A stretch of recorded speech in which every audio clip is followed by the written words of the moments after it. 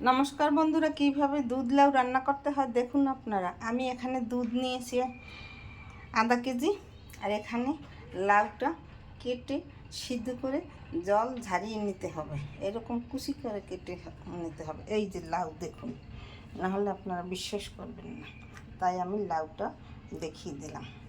কচি লাউ নিতে হবে। আর এখানে লাগবে ঘি আর চিনি, আর এখানে কাজু কিশমিশ আর বাদাম আর গরম মশলা আর ঘি লাগবে।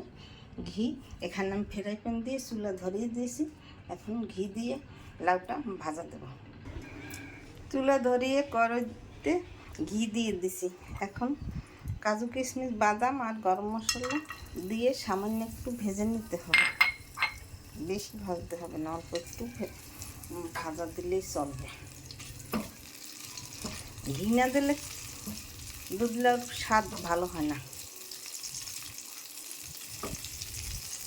ঘিতে লাউটা ভেজে নিতে হবে।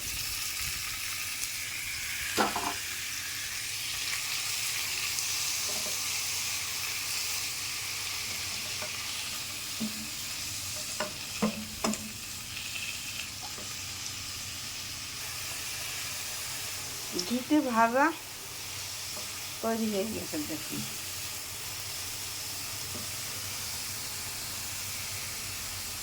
কি সুন্দর ঘ্রাণ বেরিয়েছে। এখন দুধ দিয়ে দেব।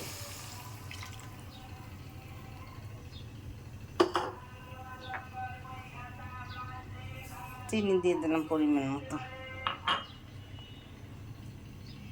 সামান্য একটু লবণ। আমার দুধ লাউ রান্না তৈরি হয়ে গেছে। 1 চামচ নামানোর আগে ঘি দিয়ে নিয়েছি, সেটা দেখানো হয়নি। একটু ঘন না হলে এটা স্বাদ ভালো হয় না। আর পরিবেশনের জন্য একটা প্লেট নিয়েছি, এখানে বাদাম আর কিশমিশ নিয়েছি। এখন এটা নামিয়ে নেব।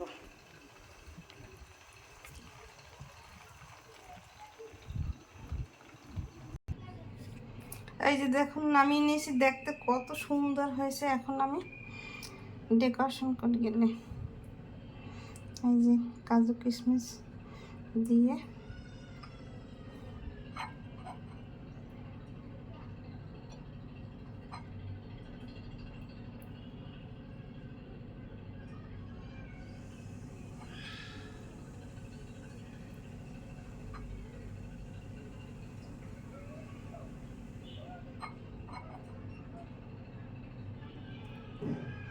এই যে দেখুন, দেখতে কত সুন্দর হয়েছে দুধ লাউ। আপনারা এরকম ঘরে দুধ লাউ রান্না করে পরিবেশন করে খেয়ে দেখবেন। খেতে খুব দুর্দান্ত স্বাদ হয়।